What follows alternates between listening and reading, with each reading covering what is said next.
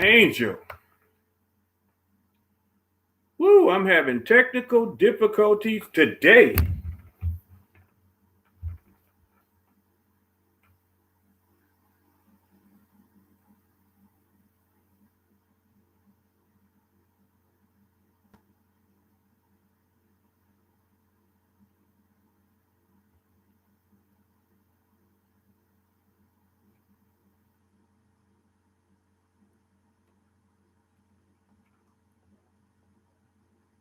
Hey, Mike.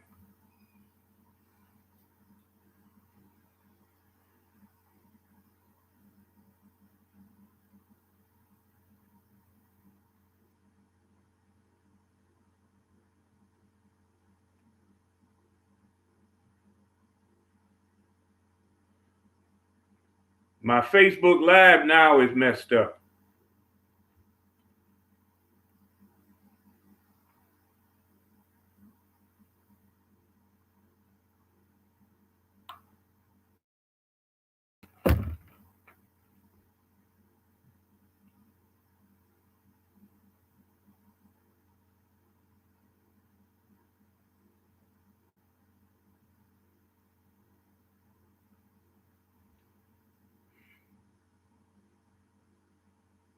Hey, my Facebook Live is messed up.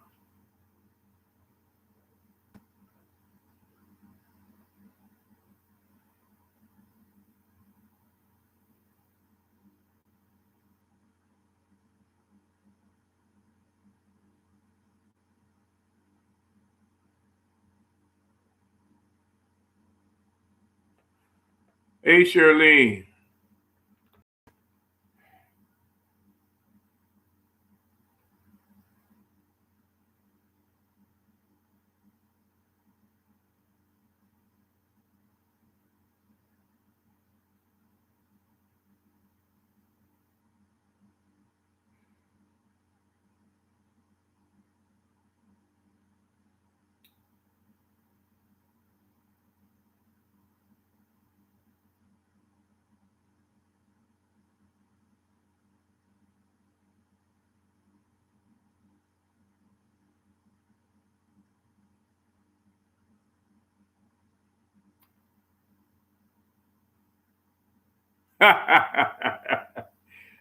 Oh, wow. I don't believe this. Yeah, I hope it's powerful. Because this is frustrating. It won't let me go live on my Facebook.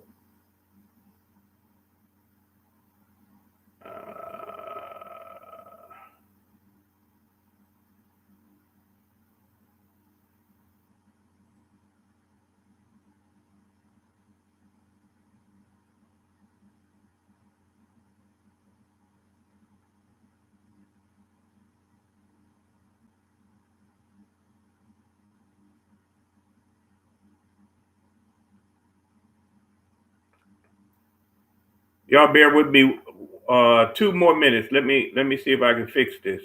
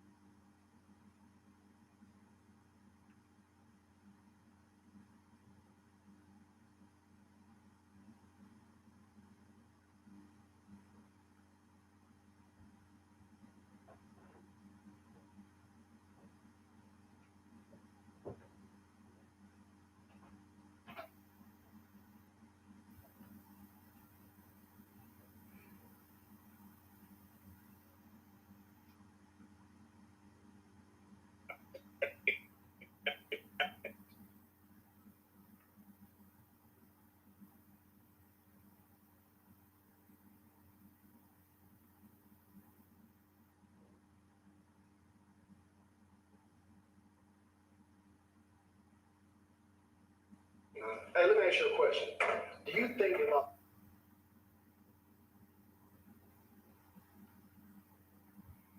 Okay, y'all. Can't get on Facebook. I don't know what the problem is. I cannot figure it out, but it will not let me go live on the Facebook. And that has me a little ticked off. So we're gonna have to proceed.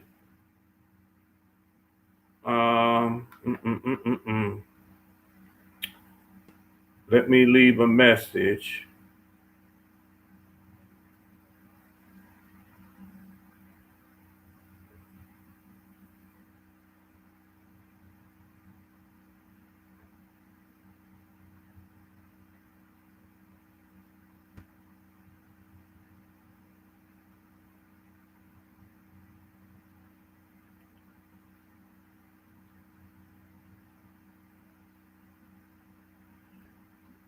No, I didn't, Mike.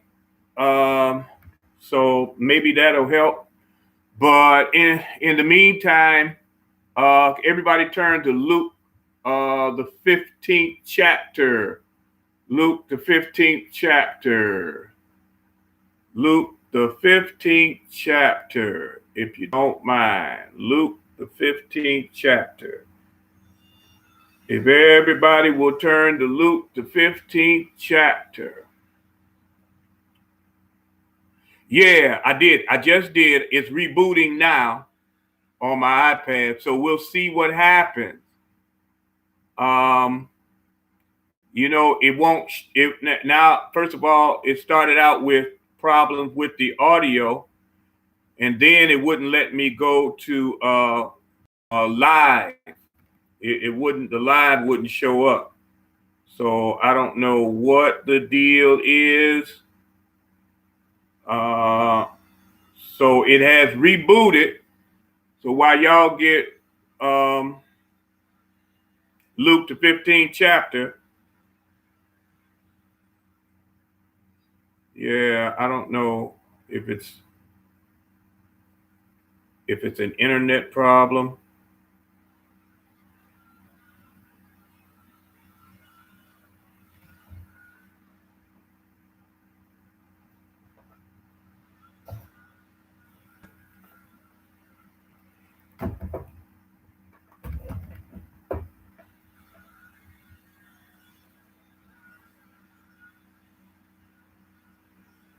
Yeah, it's still doing the same thing. It will not let me go to live. I don't understand it.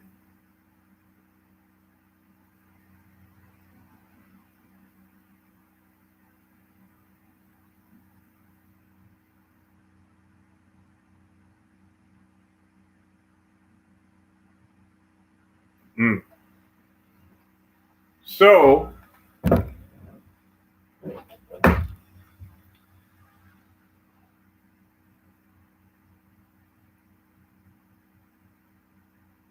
here's what I'm going to do.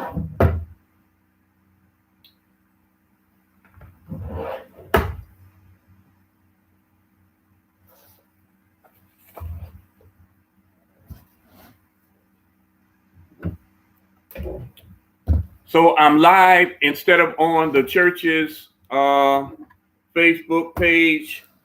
I am live on my page, my Facebook page. So we can let folk know I'm live on Facebook on my page instead of the church page.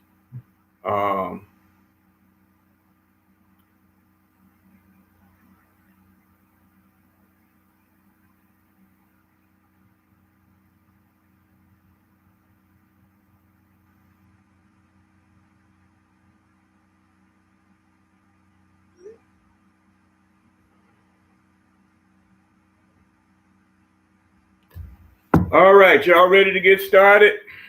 You got Luke 15. The sound is jacked up?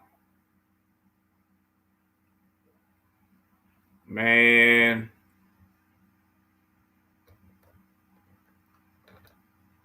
Is it still jacked up, Mike? The sound is still jacked up?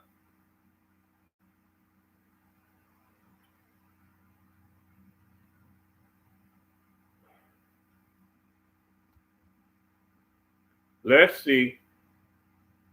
Man, this is irritating. Okay, I'm coming out of that.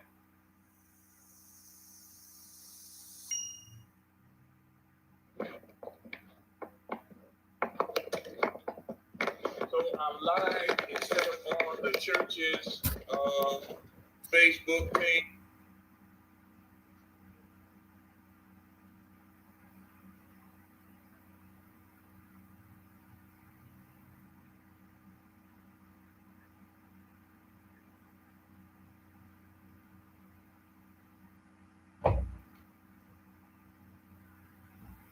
All right.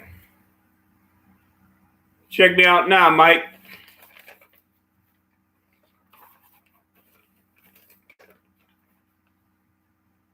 How is it now?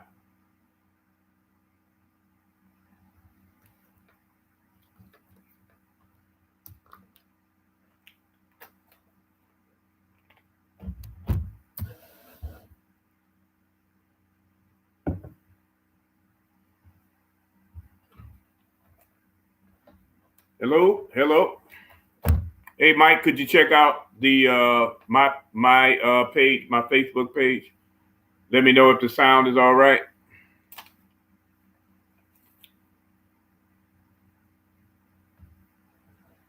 Now, I have wasted 25 minutes fooling with this. I am not a happy camper.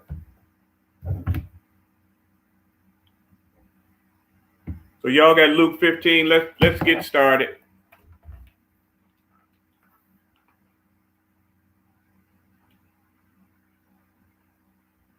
Technology is all right when it works.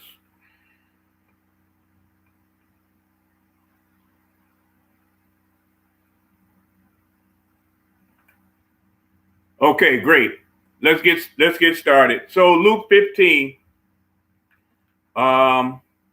We know Luke 15 mostly from the parable about what is called the prodigal son. That's how most of us are familiar with Luke 15, from the parable of the prodigal son. But there's a little bit more to it than that we want to look at tonight rather. And so I want to ask,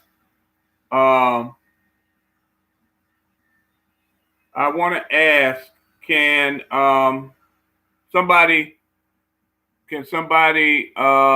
share with me why do you think Jesus told the parable in the first place? Why do you think Jesus told the parable in the first place?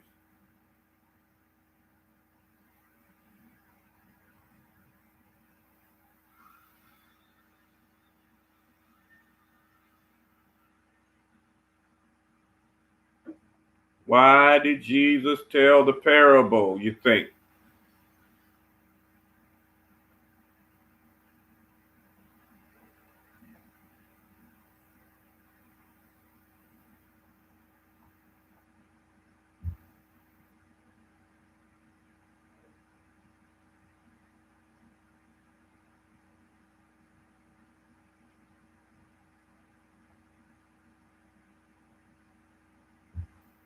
Why did Jesus tell the parable of the prodigal son? Somebody help me out.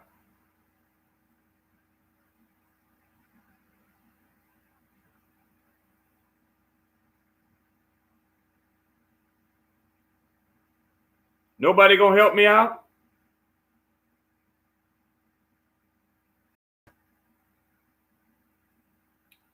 Why did Jesus tell the parable of the prodigal son?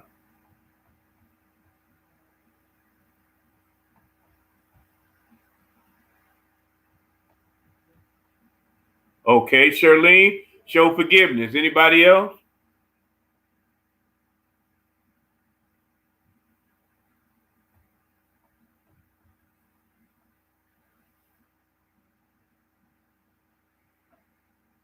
Why did Jesus tell the parable of the prodigal son?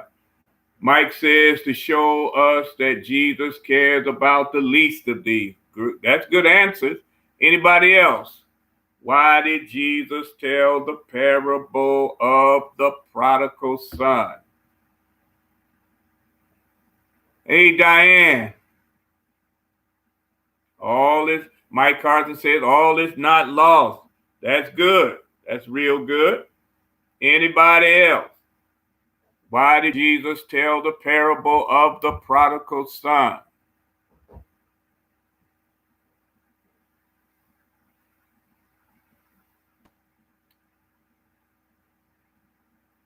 To show no matter how far astray we go, he still loves us. Yeah. Wow. That's good. That's good. Y'all are scholars. That's real good. Real good. Real good. Real good.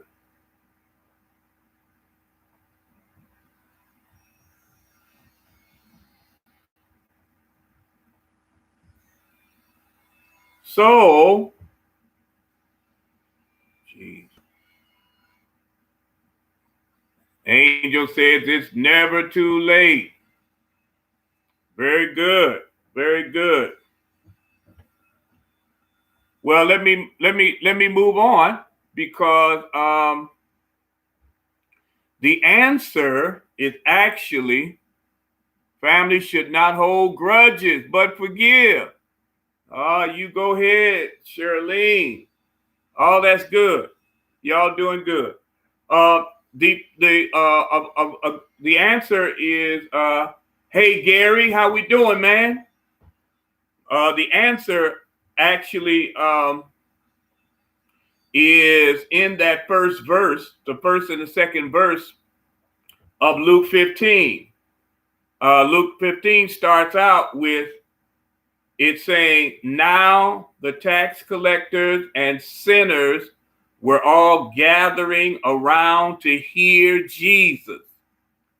But the Pharisees and teachers of the law muttered, this man welcomes sinners and even eats with them. Diane says he tells the story because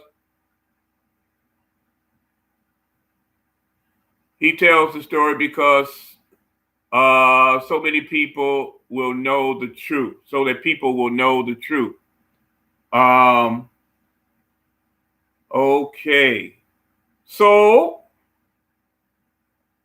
listen to the first two verses of Luke again. Now the tax collectors and sinners were all gathering around to hear Jesus. But the Pharisees and teachers of the law muttered to one another, this man welcomes sinners and even eats with them. And then it says, then Jesus told them this parable. Now, you know what a parable is. You know what a parable is. It is a story that is told that utilizes familiar things, familiar scenes to get across a sacred point. It is a story that uses something familiar, is my definition, paraphrasing it from the definition you might read in a dictionary, but it's a sacred story. It's a story that is told to convey something spiritual, something sacred, a message a value, a meaning, and it uses the familiar to get that across. And so Jesus tells actually 3 parables. We always seem to focus on the parable of what is called the prodigal son, but Jesus actually tells 3 parables. Now, Jesus used storytelling like any great, any wise African teacher. He uses the stories to say some deep messages. And so one of the things we want to latch on to right away, that this is an African way of approaching trying to get across something that is sacred to others. So you use a parable, you use a story, a metaphor as a way to get across something deeper. And so the first story Jesus tells actually is of a sheep. What happens to the sheep? Well, Jesus, in telling the story, says, suppose one of you has 100 sheep and loses one of them. Doesn't he leave the 99 in the open country and go after the lost sheep until he finds it? And when he finds it, he joyfully puts it on his shoulders and goes home. Then he calls his friends and neighbors together and says, rejoice with me, I have found my lost sheep. I tell you that in the same way, there will be more rejoicing in heaven over one sinner who repents than over 99 righteous persons who do not need to repent. Now, you get what Jesus is pointing out. How did the sheep get lost? The sheep strayed away. Hey, Jeanette, how did the sheep get lost? The sheep strayed away. Sheep can only see maybe 6 feet at a time. And so they graze a little bit right here. And then when they cover that 6 feet, they see 6 feet more and they graze a little bit further. And then they keep on until they're so far away they can't see their way back. And so the sheep becomes lost and the shepherd has to go after it. And Jesus says that the shepherd will leave the 99 and go after that one. And in going after the one, the sheep was lost again because it strayed away. It wasn't running away, but it was doing what sheep do, and it was grazing. And before it realized it, it couldn't see its way back. So the shepherd goes after it. And what does the shepherd do? He picks the sheep up and puts it on his shoulders. Why does he do that? Because the sheep by now's heart would be beating fast. It would be palpitating and it would be beating fast. The sheep would be nervous. And so by putting the sheep on its shoulders, it's allowing that sheep to be able to feel the warmth of its body temperature. It's allowing the sheep to be able to feel the heartbeat of the shepherd. It is allowing the sheep to be able to be calmed down by tender hands as it's carrying the sheep back to the fold. So that's the first one that Jesus tells us, that the sheep strayed away. The sheep strayed away. But then Jesus tells the second story, and it is called the lost coin. Now think about this one. Jesus then says, or suppose a woman has 10 silver coins and loses one of them. Doesn't she light a lamp and sweep the house and search carefully until she finds it? And when she finds it, she calls her friends and neighbors together and says, rejoice with me, I found my lost coin. Now, the difference in this story is that the coin didn't stray away. The coin was lost because somebody mishandled it. Somebody misplaced it. The coin was lost because of somebody else. You get it? And so because the coin is lost because of somebody else, and get this, this is a important point, that where was the coin lost? The coin was lost in the house. And here's a side note, that you can be lost in the house, that you can be in the house of the Lord and have been there 20, 30, 40 years and be lost in the house. So that's a side point, which is a very powerful side point that we don't have time to deal with right now. But the woman then goes and sweeps the house, turns over everything. The woman in the story represents God. That's another powerful point, that in Jesus telling the story, he's not only picturing God as a male, he's picturing God as a woman. And so the woman in the story is God. And so she goes, she sweeps the house clean until she finds the coin. And like the first time, the woman goes back and says, "Come on, rejoice with me. I found my coin." All right. Now that's the second story. Now remember why Jesus told the story, because the Pharisees and the teachers of the law were upset with him because he was not only welcoming people they called sinners, but he was sitting down eating with them and fellowshipping with them. And so Jesus then tells the first story about the lost sheep that strayed away. He tells the second story about the lost coin that somebody lost in the house. And then the third story that we are all familiar with, because it is the story of the lost son.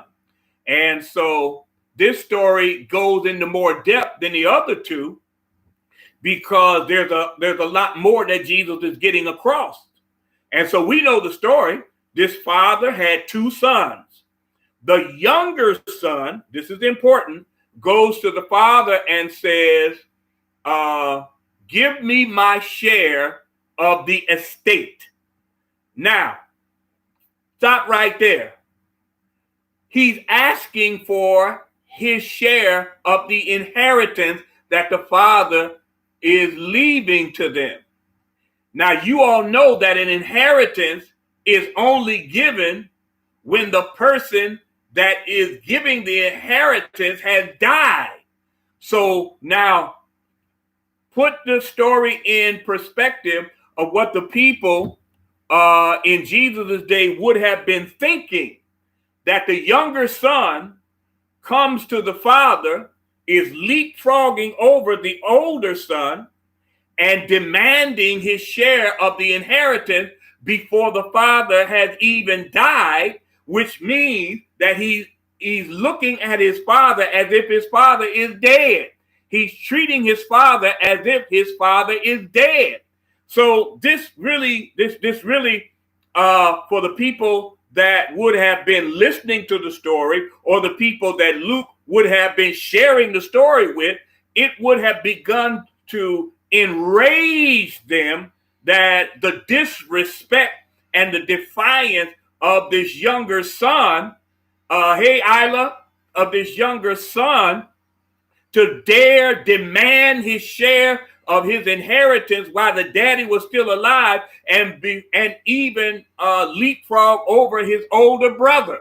And so he demands it from his father, and guess what? His father grants him his share of the inheritance, despite the fact that he has disrespected his father in even demanding it, because his father is still alive. And then y'all know the story. He goes off, it says, into a far off, a far off country, wherever that is. And so as he goes off into the far off country, y'all know what the story says, that he just parties all the time. He has a wonderful time. And what happens, a famine happens. He spent up all the money. Everywhere he looks, people are suffering because a famine has happened. And so now he doesn't have any money to take care of himself. So what does he do? He looks for a place to hire himself. The only place where he could hire himself to work and try to get some money was to a person who raised pigs. Now, come on now, you the people who would have been listening to this, the people who would have been listening to this, they would have now been extremely enraged because he's a Jewish boy. He has no business messing around with pigs, y'all. He has no business touching a pig. He has no business, having anything to do with the pig, and he has no business eating anything that had anything to do with the pig.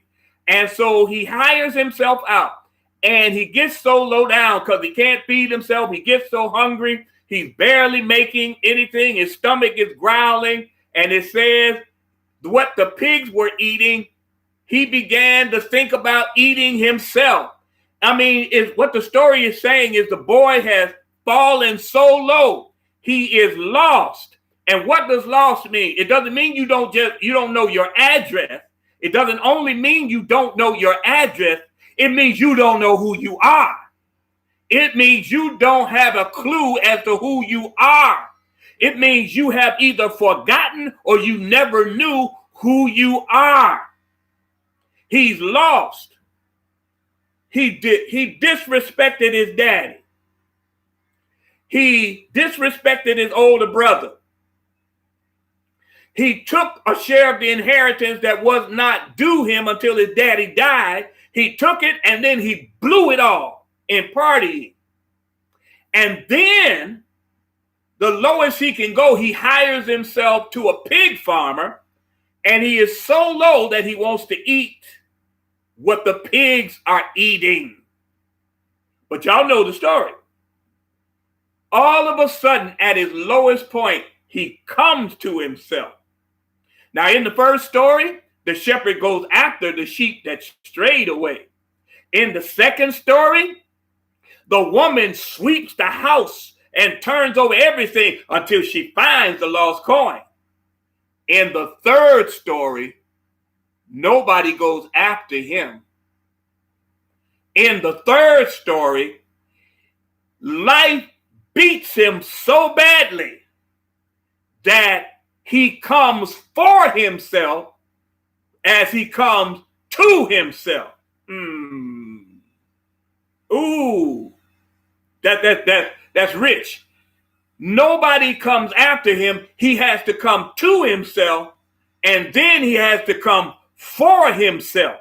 And so what does that mean? It says he comes to himself and realizes, I have no business being here. He has to come for himself by admitting to himself that I messed up, that I disrespected my daddy. I disrespected his house.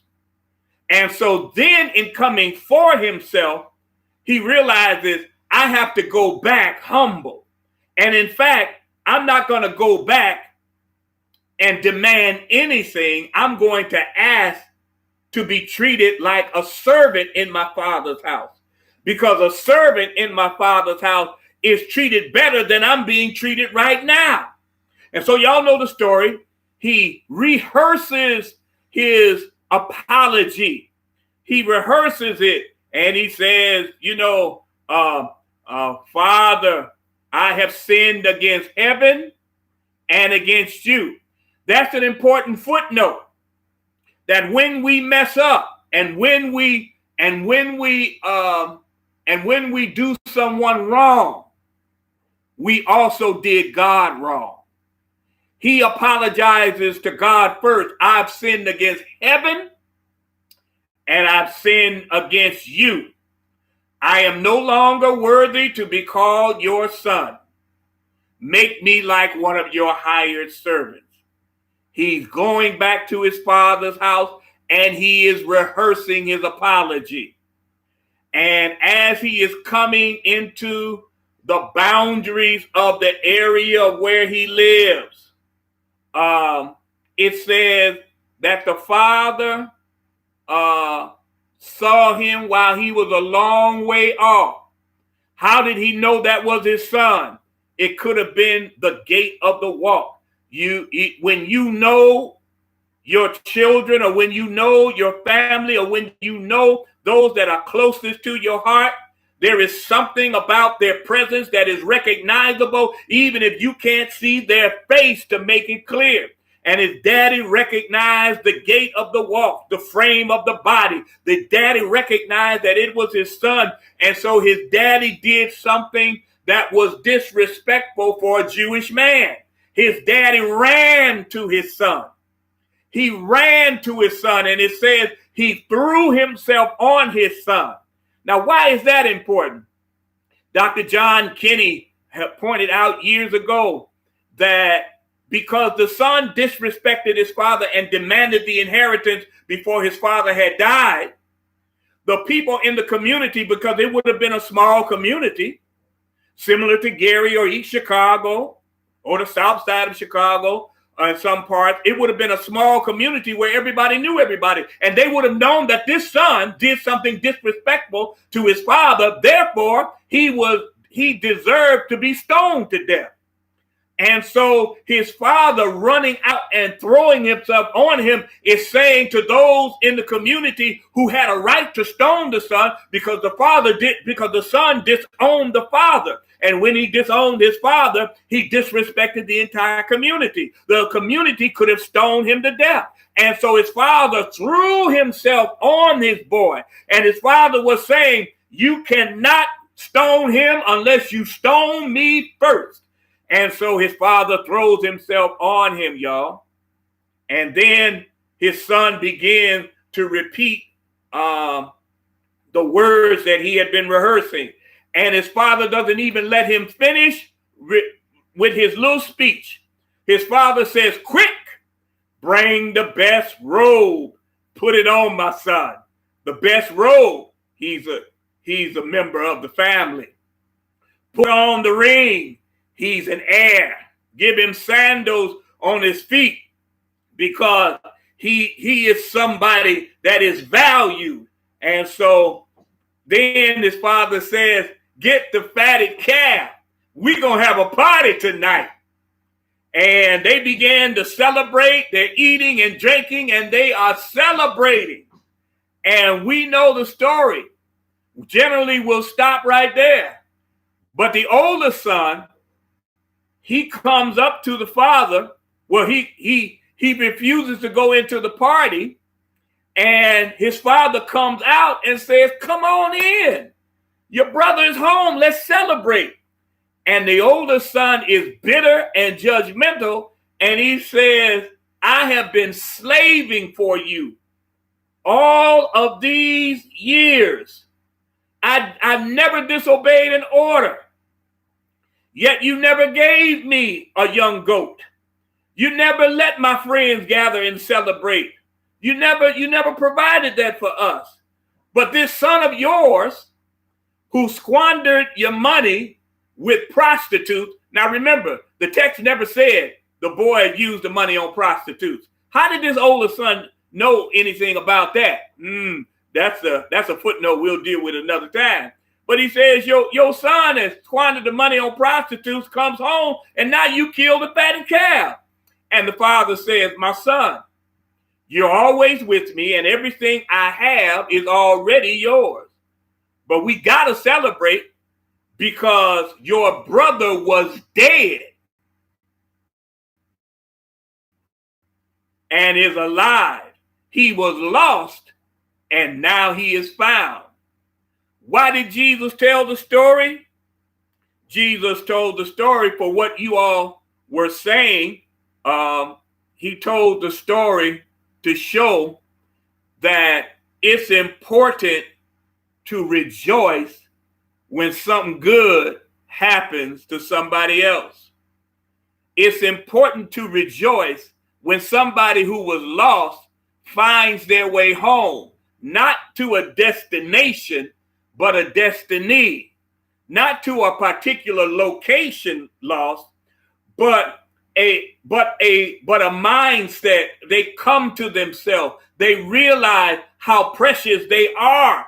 They are no longer lost in infatuation with somebody that doesn't value them and doesn't see them as precious. They are not lost in a relationship that is toxic, where they are being used by a person and they have invested everything. They are no longer lost in a situation where they are identifying themselves with their job or whatever they do to put food on the table and pay bills. They are lost when their identity is in a job rather than identity is in who they are as a person among other people and as a creation of God. When a person is no longer lost, Jesus told the story, you need to celebrate. Why? Because the Pharisees and the teachers of the law were hating on Jesus because he was welcoming those folk they determined were sinners when they should have been celebrating that these folk were gathering around Jesus and they were being found. They were coming to themselves. They were realizing we don't have to live like this. We got more power than we ever realized. And so they are no longer lost. So they ought to be celebrated. And Jesus told the story in all three. Every time the lost was found, the person gathered everybody together to have a party and celebrate and rejoice, because Jesus is telling the Pharisees and he's telling the teachers of the law, y'all ought to be rejoicing right now instead of hating and being judgmental. Ooh-wee. Isn't that good news?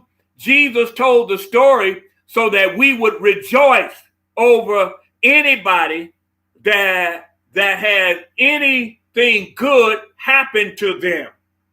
We ought to rejoice over people, you know, when they go from lost to found. We ought to rejoice when folk come out of a difficult situation. We ought to rejoice, y'all. It is about celebrating and rejoicing. Something good happening to somebody else. We ought not be hating. We ought not be judging. We ought not be looking and wondering, well, how come ain't nobody like the older brother? Well, how come ain't nobody celebrating me? That's hater stuff, y'all. And here it is. There are a lot of people who are haters. They're in the church. They're outside of the church. They're always looking at what somebody else is doing or what is happening with somebody else. And they're like, oh, look at that. They're the special people. They always get the good stuff. That's hating, y'all. And Jesus is saying you ain't got no business hating. You ought to be celebrating. I mean, for poor people in particular, black and brown, we have been taught to hate on one another. That whenever somebody else gets a little bit what we think is ahead, or far be it somebody gets their name called, or somebody gets an opportunity to do this or that, whether it's in the church or outside the church, in the community, because of white supremacy that has infiltrated our mind, we start to hating on that person. How come they didn't ask me to do that? How come I didn't get an opportunity? How come they didn't call my name? Or how come?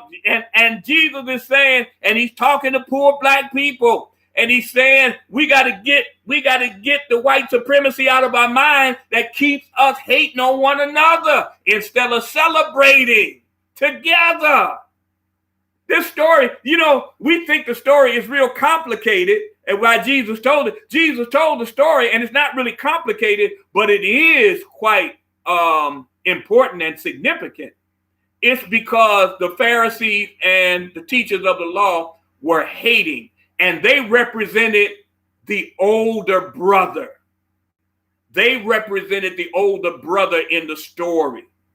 And so, my God, if the Bible don't teach us anything, Jesus is teaching us stop hating, start celebrating.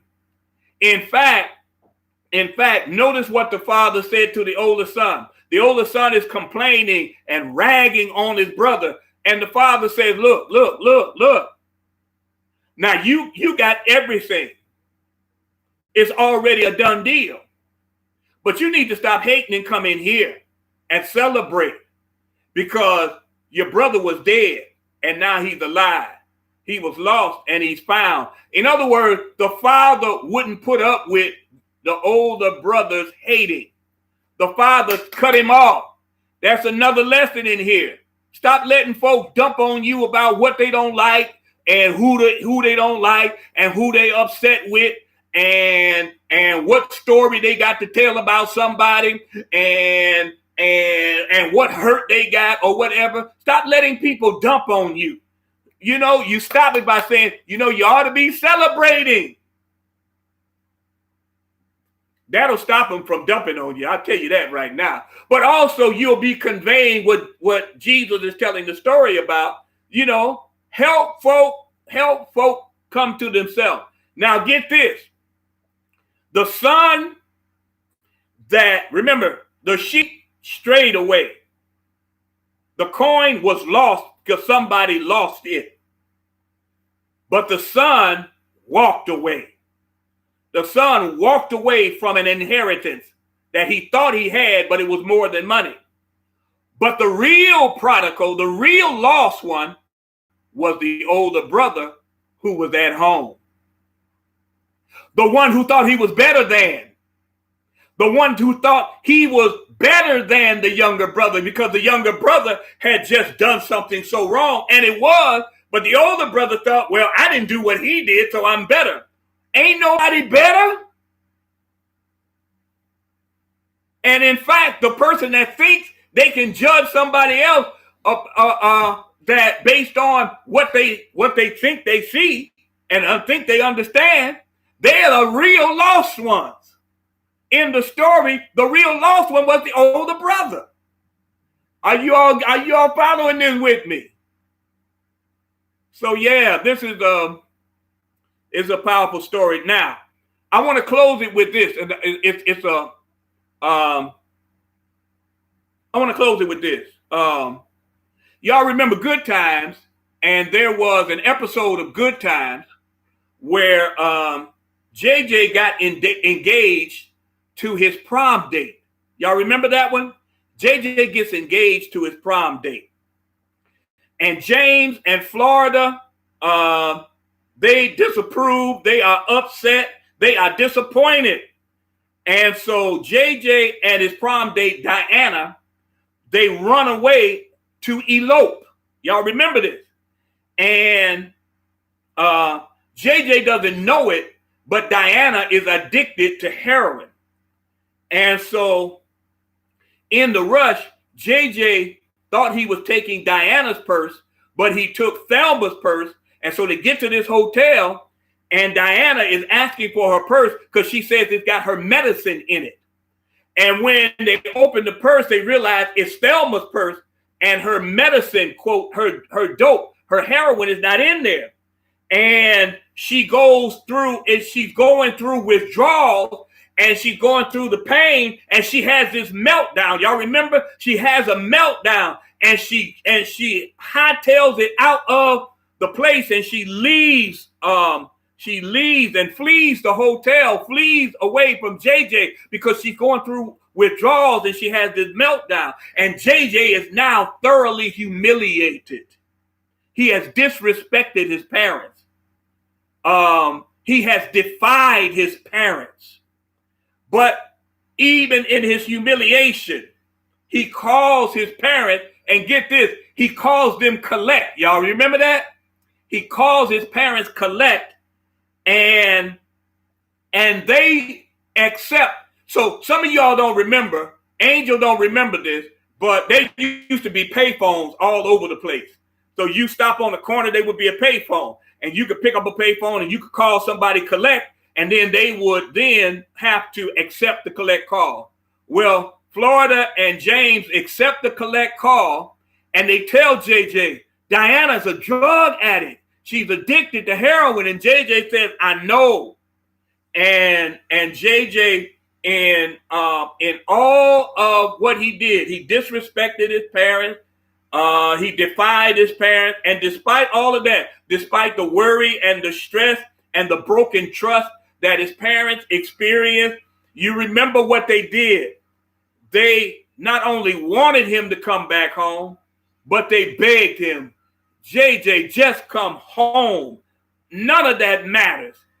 Only thing that matters is that you come home, son. That's God. That's the message that Jesus is conveying about God. That you can always come home. And it's not a location. No matter what you have done, no matter how many times you have done it, no matter what you have become, you can always come home. No matter what other people think, no matter what other people say, and no matter what other people try to do, you can always come home. And when you come home, you don't come home with people focusing on what you did. See, this is the way it's supposed to be, according to what Jesus is saying. We ought not be focused on what a person did or how many times they did it or who they did it with. If they come home, we ought to be celebrating them. We ought to be rejoicing with them because they were lost. And when you're lost, it's equivalent to being dead. The father said, my son was dead, but now he's alive. He was lost, but now he's found. Oh, amazing grace, huh? How sweet the sound that saved a wretch like me. I once was lost, but now I'm found.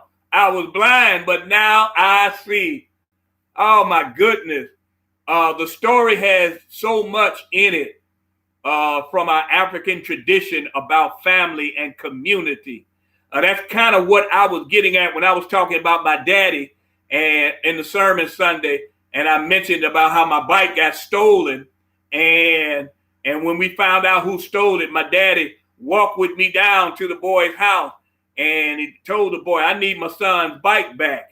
And y'all remember, and the boy said, but I put a banana seat and butterfly handlebars on it. You want me to take them off? And my daddy said, no, I'll pay you for them. Because daddy wasn't trying to further exacerbate the situation by making the boy feel even worse than he was. And no, the boy recognized he really didn't get away with anything because he was already busted. Our neighborhood knew, most of the guys in my neighborhood knew what had happened to my bike and knew that he had to give it up. But what daddy was showing is this boy deserved re-entry to be welcomed back into the community. And so daddy paid. He said, I'll pay you for the butterfly. Now, daddy didn't have to do that.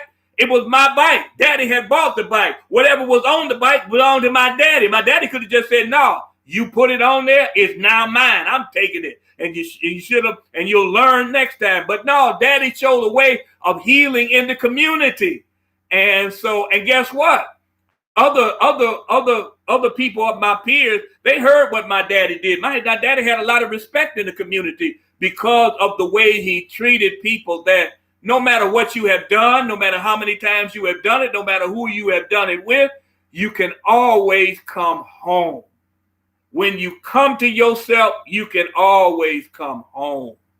And that's the thing, because we make people feel so bad about making mistakes, even those mistakes that they intentionally made. We make people feel so bad. We're so judgmental, and we're also really like, some of us really like that older brother. We're always hating because we think, okay, why you get this and not me? And so we don't spend the time in celebrating. So it's a very powerful lesson. Diane says the parents, because they were so well-to-do that they were better than James in Florida when came time to find out that James Florida. Yep. They wanted JJ to come home safe because they loved him. Yep, in spite of his disobedience.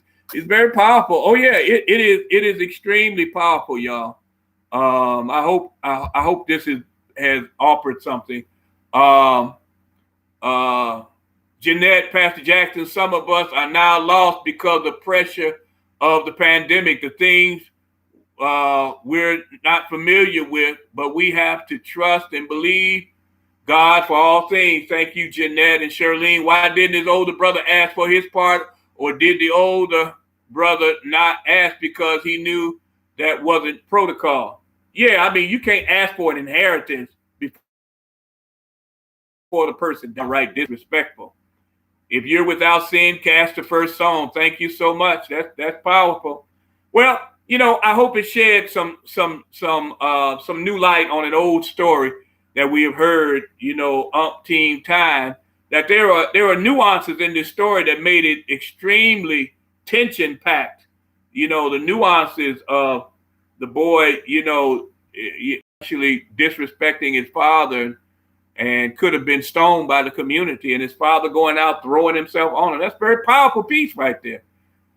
So again, I hope it has been helpful, and I'm sorry for the technical difficulties that we experienced in the beginning. I just don't, I don't know what is going on with the Facebook Live thing, technology. So yeah. So that's it. That's it for tonight. I wanted to get that across to you. Otherwise, I'll see you later. And that's right, Shirley. We got it through anyway. Thank you so much. Oh my goodness. Read the story. Take time to read the story on your own. And try this, read the 3 stories together. Read it from the beginning to the end and try reading it out loud to yourself. It's a very powerful story, and it just gives us some very deep insights into how we as a people, as a community, how we have to then hold one another up, even when some of us fall by the wayside or stray or become lost.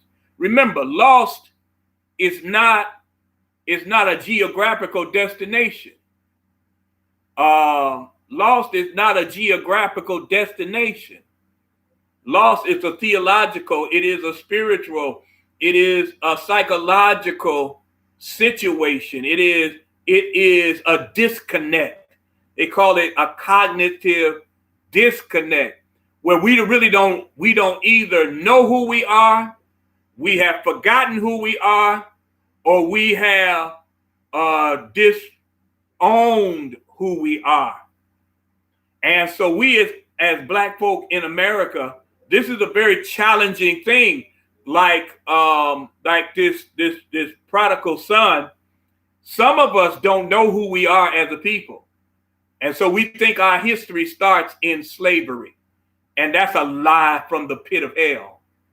And then others of us have forgotten who we are because we have gotten wrapped up in, as Umar bin Hassan of the Last Poets called, we've gotten wrapped up in the putrid disease religion that time is money and money is time.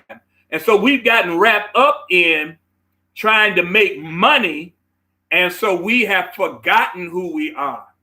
And then there are those of us who are disowning who we are because we think what other people have and what other people do is better than who we are as a people. We think what white folk have right now and the images of white wealth and all of that is something to be desired. So some of us disown who we are so we can be more like our oppressors. So so lost is not a destination or a location. Lost is something that happens in the mind when we forget who we are, or we never knew who we are, or we have disowned who we are.